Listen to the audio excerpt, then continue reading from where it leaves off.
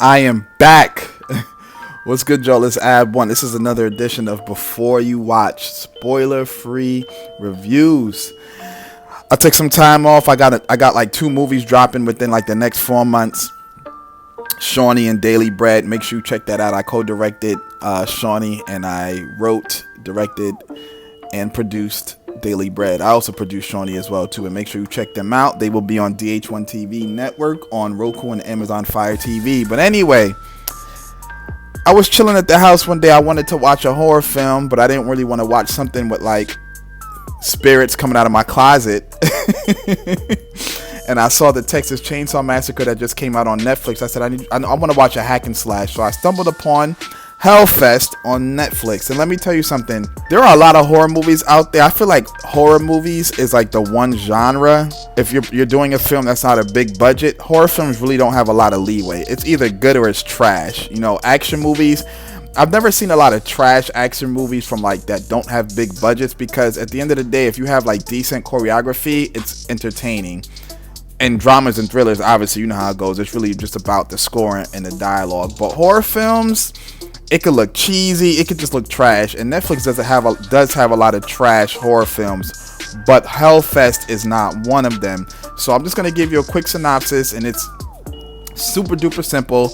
A group of kids go to this event in their town called HellFest. It's pretty much like this big like festival of ghouls and ghastly images and things like that, and there's a serial killer on the loose. Pretty much every story why I tell people I don't go to like haunted houses where they could touch you, because I feel like somebody who's just like had a bad day and just snapped is gonna be there, and they're just gonna use it to their advantage. So that's pretty much HellFest.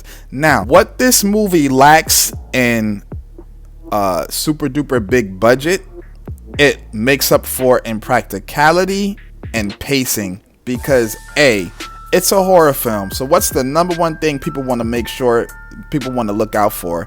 The death scenes. You can't skip out on the death scenes in horror movies. You just can't do it. If you try to like shy away and not show certain things in horror films, it just won't hit the same. So this film, they make sure they hit. There's a particular scene, a character gets his skull popped with a mallet on like that amusement park game where they hit it, and then the bell goes all the way to the top, and it's like ding. And when he gets hit with that mallet, you see his skull pop, boy. It's definitely cringeworthy. Every death in this film is cringeworthy, but you can't help but to watch it. And the effects look really good, like all of the gore. The movie is super duper gory, I'll give you that. The movie is super duper gory, but everything looks good. Nothing looks cheesy. The acting, you know what? The acting's really not even that bad. I mean, the characters are obviously stereotypes. They're just like teenagers, you know, they're horny. They're just trying to go somewhere to get scared.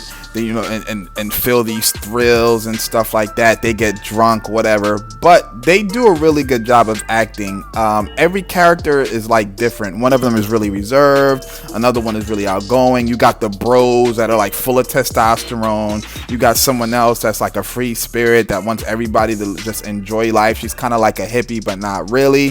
If it weren't for that, you really wouldn't care about a lot of these characters, because a lot of the times horror films that have a lot of characters, it's just like you really don't care about anybody other than the main character. But that's not the case with this one. The pacing is really where this movie shines, though. The movie starts and doesn't stop until it stops. I mean, the first minute of the movie, somebody gets murdered. So the movie is also only about an hour and 24 minutes. I don't even think it's that long. I think it's like an hour and 21 minutes. So you could easily watch it, watch something else, and be like, oh, I didn't even really do a dent in my day. You know what I mean? There's a twist at the end, but no, I'm gonna say there's a twist at the end, because I was not expecting the ending at all. It does leave it open for a sequel. I don't know if that sequel's ever gonna come, but it does leave it open for a sequel. The killer is the killer's a regular person. He doesn't have like these superhuman abilities where he can walk, you know, super fast and teleport and, you know, take all types of bullets to the head. And it's a typical human.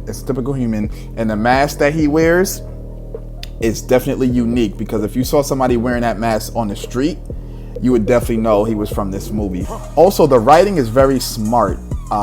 It's just not a typical you go into the scene, you get murdered type of thing. It's just like everything like kind of has a purpose, and you're just always waiting to see what exactly happens. You think a character's gonna get killed off, but then they don't. There's a few things I don't like about this movie.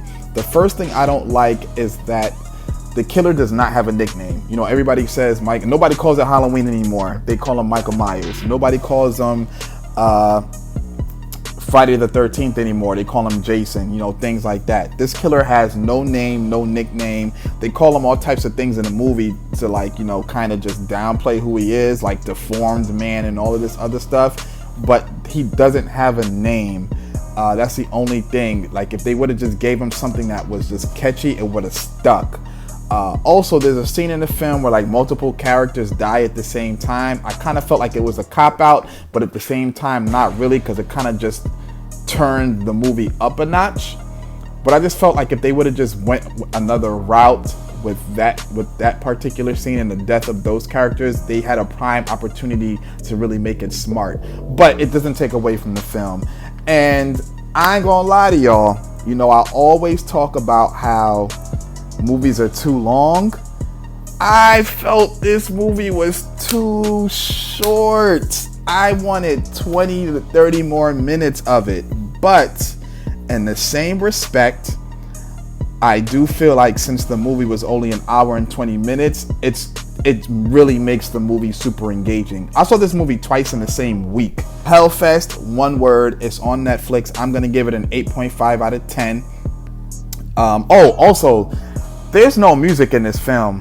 I think there's like music in the beginning and the end, but there's really no music in this film. But it doesn't need music because they're at an amusement park. So you hear like music from the carnival rides, and I felt like that was genius. So I'm gonna give this movie an 8.5 out of 10.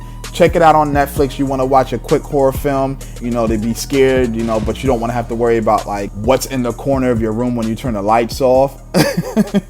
Definitely check this movie out, man. This is Abwon. Make sure you subscribe, man. I'm out of here. Peace.